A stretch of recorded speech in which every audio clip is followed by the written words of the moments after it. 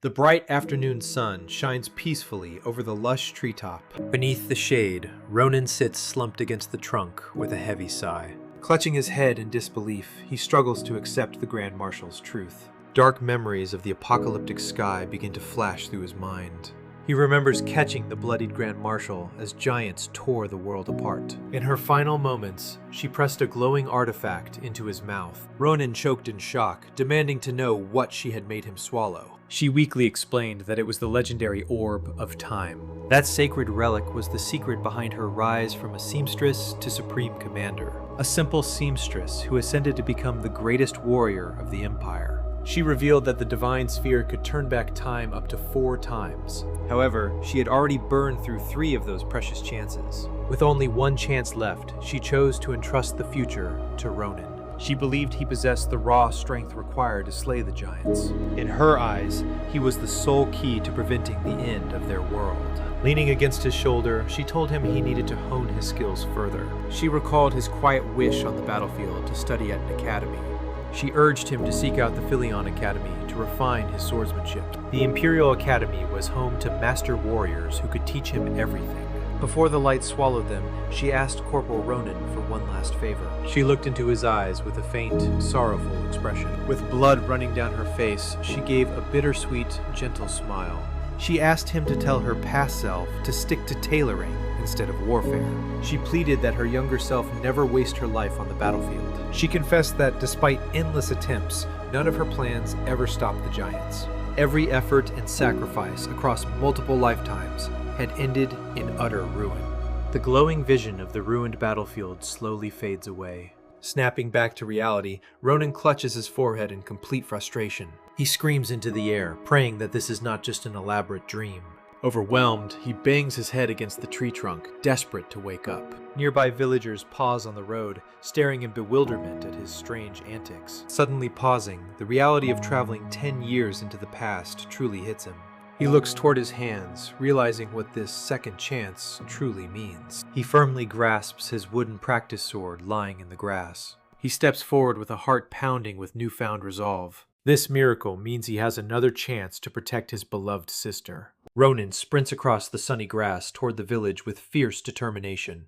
His youthful silhouette dashes forward under the bright morning sun. The title of his heroic journey marks the beginning of his new life. The clear blue sky stretches over the lively rooftops of his hometown. The peaceful village bustles with daily life and cheerful market vendors. Ronan charges through the cobblestone streets, his heart racing with excitement. He rushes ahead, eager to confirm that everyone is truly alive. He speeds toward the town square, watching the familiar scenery rush past. Suddenly, a strange commotion near a large tree makes him slow his pace. Under the tree, a gang of thugs laughs around a boy hanging upside down. The upside-down kid groans in pain as the blonde leader smiles maliciously. Ronan lets out a weary sigh, muttering that bullies never change. Turning to look closer, Ronan notices something bizarre about the scene. The boy is not tied to the trunk with ropes at all. He is suspended entirely in midair by pure telekinetic magic. Ronan stands stunned that such advanced magic exists in a quiet village. Even in the Imperial military, mages with this control were extremely scarce. A memory flashes in Ronan's mind, recognizing who this prodigy must be.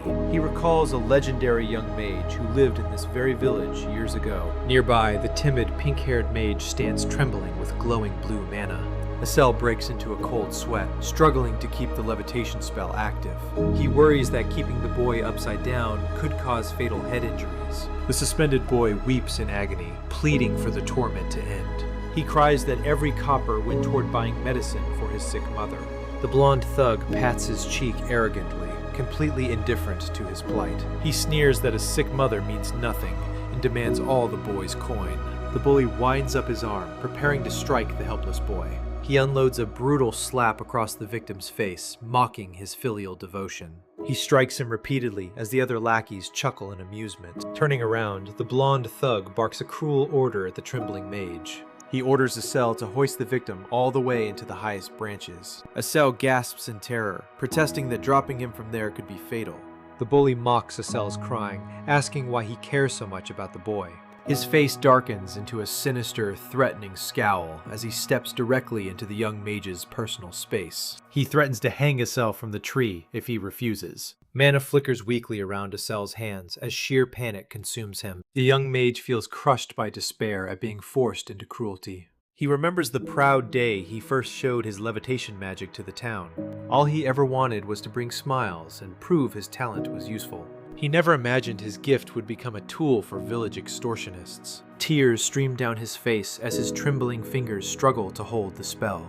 Every instinct screams at him to refuse, but fear paralyzes his throat. Mustering all his courage, Asel clasps his hands and begs for mercy. Before the thug can strike again, a wooden stick whistles through the air. A chilling voice cuts through the clearing, telling the fool to stop. Ronan taps Asel with his stick, instantly disrupting the delicate mana flow. Without the magical support, the suspended boy drops straight to the grass. The boy lands with a heavy thud, groaning in relief on the ground. Veins pulse across the blonde thug's face as pure fury takes over.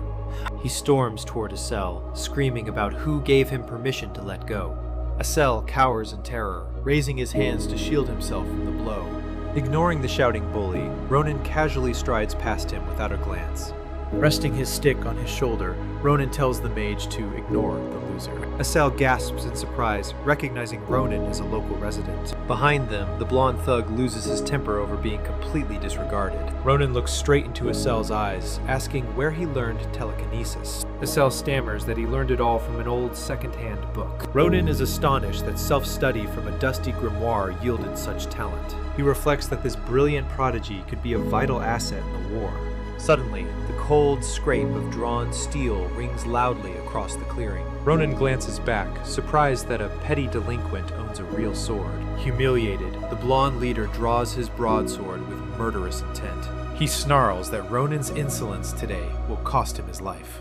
With a ferocious roar, the thug leaps into the air with blade raised high. He brings the heavy broadsword crashing down straight toward Ronan's head. Ronan calmly observes the amateurish, wildly telegraphed downward slash. He analyzes the weapon, wondering where a street thug acquired a real blade.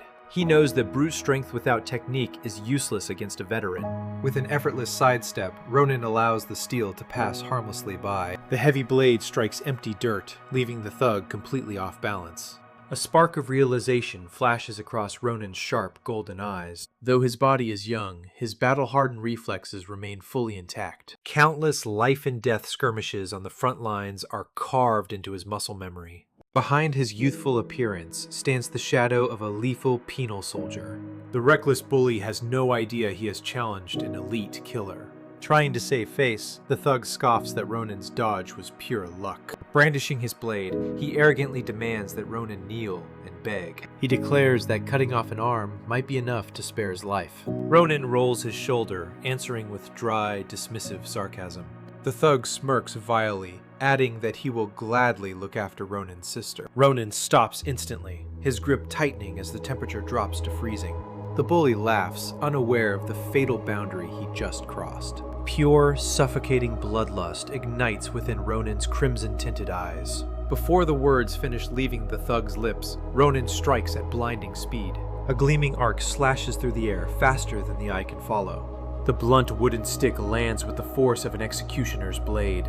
A dark spray of crimson erupts, silencing the thug's disgusting smile. The blonde bully blinks in dazed shock, numb to the immediate damage. A severed ear falls heavily into the dirt road before him. His broadsword drops from numb fingers, ringing against the ground. He collapses to his knees, clutching his bloody head in agonizing screams. The three cronies stumble backward in sheer horror at the gruesome sight. Ronan steps forward slowly, looming over the defeated bully like death itself. His dark silhouette towers over the trembling leader, radiating pure dread. Looking down with freezing disgust, Ronan addresses the miserable wretch. The bleeding bully trembles violently, staring up into the face of a demon. Ronan's bared teeth and golden glare reveal the ruthless spirit of a veteran soldier. Leaning close to the bully's ear, Ronan whispers a chilling threat. He asks if the scoundrel would prefer having his life ended right now.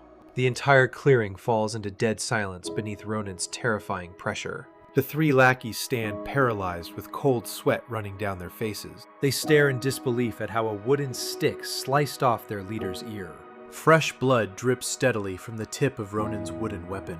Ronan turns his cold gaze toward the other 3 frozen delinquents. He casually asks if they enjoyed watching their leader's swift punishment. He orders them to drag their boss away before they lose their own ears. Before they move, Ronan kicks the blonde thug hard across the face. The bully slams face first into the dirt with a pathetic, muffled groan. Ronan demands they surrender all the extortion money as an annoyance tax. Clutching his bloody head, the terrified leader eagerly surrenders the pouch. The gang scrambles away in panic, carrying their disgraced boss with them. Ronan stands tall over the clearing, tossing the heavy pouch to the victim. The boy catches the coin bag in shock, realizing it is a small fortune. Ronan sheathes the confiscated longsword, telling the boy to keep every copper. He reassures him that those cowards will never dare seek revenge again. Clutching the pouch to his chest, the boy weeps tears of profound relief. He bows repeatedly, offering endless thanks for saving his sick mother. Ronan waves a dismissive hand, telling him to hurry along home. As Ronan turns to leave, a timid voice calls out from behind him. He looks back to see Asel fidgeting with a flushed, embarrassed face. Clasping his hands tightly, the young mage gathers his courage to speak. Asel takes a deep breath, ready to confess the guilt on his heart. Bowing deeply, Asel offers a trembling, heartfelt apology to the boy. Large tears spill from his eyes, splashing softly onto the dry earth. He explains that the blonde thug threatened him with brutal beatings. He admits that obeying their demands out of fear was deeply wrong. Sobbing quietly, he confesses that terror completely paralyzed his will. He takes all the blame upon himself, repeatedly begging for forgiveness. Ronan watches quietly as the fragile prodigy unburdens his heavy guilt. Instead of anger, a soft, understanding chuckle escapes the victim's lips. The boy smiles gently, noting that Asel always had tears in his eyes. Asel flinches in surprise, looking up at the boy he had wronged. The boy explains that seeing those tears proved they were in the same boat. He places a warm, reassuring hand on Asel's trembling shoulder. With a bright grin, he tells Asel not to carry the blame alone. Holding the coin pouch, he adds that he truly appreciates the apology. Ronan watches the tender resolution with crossed arms and a neutral gaze. The freckled boy turns around and happily dashes off toward his mother. Asel waves a timid goodbye, feeling a massive burden lift from his chest. Ronan narrows his golden eyes as the boy disappears down the trail. He turns his assessing gaze back onto the pink-haired mage. Asel shrinks back nervously beneath Ronan's penetrating stare. A faint, approving smirk touches Ronan's lips as he watches him. Seeing Asel's good heart, Ronan decides the prodigy has real potential. Ronan nudges Asel with an elbow, breaking him out of his anxious daze. He reminds Asel that their earlier talk was rudely interrupted by thugs. Turning on his heel, Ronan instructs him to meet back here in 3 days. Asel stammers in confusion, asking what Ronan could possibly mean. Ronan smirks, suggesting they make it romantic and meet beneath the moonlight. Suddenly, Ronan partially unsheathes his steel blade with a sharp ring. With a menacing glare, he warns that missing this meeting will be costly. Asel shrieks in pure panic, turning pale as a ghost at the threat. Ronan drops his sword back into place, telling him not to be late. With a sudden burst of speed, Ronan sprints away toward his home. Left all alone in the quiet woods, Asel blinks in total bewilderment. The morning light shines softly through the lush forest canopy. Deep in the woods, a familiar 2-story wooden cabin comes into view. Standing in front of the house, Ronan looks up at the wooden porch. He clutches a vibrant bouquet of fresh roses and wildflowers nervously. A blush spreads across his cheeks as he questions the bouquet idea. He remembered his sister loved flowers and picked them along the path. Embarrassed, he second-guesses himself and prepares to throw them away. Just as he turns to run, the front door creaks open softly. A pair of light sandals steps out onto the sunny wooden porch. A gentle voice calls out, asking who has arrived at the front door. She smiles brightly, recognizing her brother standing in the yard. Ronan freezes mid-step, his breath catching in his throat at the sound. Through all his brutal years as a penal soldier, this moment fueled his survival. He had wondered thousands of times what words he would say to her. He wondered if he should beg forgiveness for disappearing into the army. He wondered if he should confess how desperately he missed her warmth. Those were the agonizing thoughts of a soldier who had lost everything. Now the blood and ruins are gone, replaced by a sunny garden meadow. Seeing his sister alive and smiling washes away every lingering trauma. There is only one simple, honest truth that needs to be spoken. As she notes his early return with a warm smile, Ronan looks up gently. Holding out the flowers, he softly replies that he has finally come home. Inside, a delicious feast of hot stew, bread, and cheeses covers the table. Hugging the bouquet tightly, Ronan's older sister Iriel squeals with delight. She teases him, amazed that her grumpy brother brought such a sweet gift. Ronan clears his throat awkwardly, glad to see her so incredibly happy. Beaming with affection, Iriel offers him another bowl of hot stew. Ronan quickly raises his hands over the stack of empty bowls, fully stuffed. Leaning over the table, Ronan casually asks how old she is turning this year. Iriel blinks in disbelief, scolding him for forgetting she is 22. Ronan brushes it off, but Iriel instantly jumps up in sisterly worry. She reaches across the spread, asking if he came down with a fever. Her age confirms that Ronan has exactly 10 years before the apocalypse strikes. 10 years before the colossal divine entities descend to destroy their world. Iriel gently brushes his hair aside, checking his temperature with her palm. She murmurs that his head feels cool and that there is no fever. Looking at her caring expression, Ronan sees she is just as pure and bright. Her warm presence fills the small dining room with comfort and peace. Ronan wishes deeply that this quiet domestic life could last forever. Yet he knows the world will burn in 10 years unless he intervenes. To protect this fragile peace, he must leave his comfort zone and prepare. He takes Iriel's hand gently, lowering it from his forehead with resolve. Looking into her eyes, he states that there is something important to say. Iriel pauses, holding his shoulders and asking what is on his mind. Ronan takes a breath and announces his decision to enroll in an academy. Iriel stands stunned, processing the unexpected words from her brother. Her shock instantly explodes into pure, radiant joy and wild excitement. She grabs both his hands, swinging them wildly as she squeals in delight. She asks what caused this sudden change after years of avoiding study. Declaring there is no time to lose, Iriel dashes across the room in a flurry.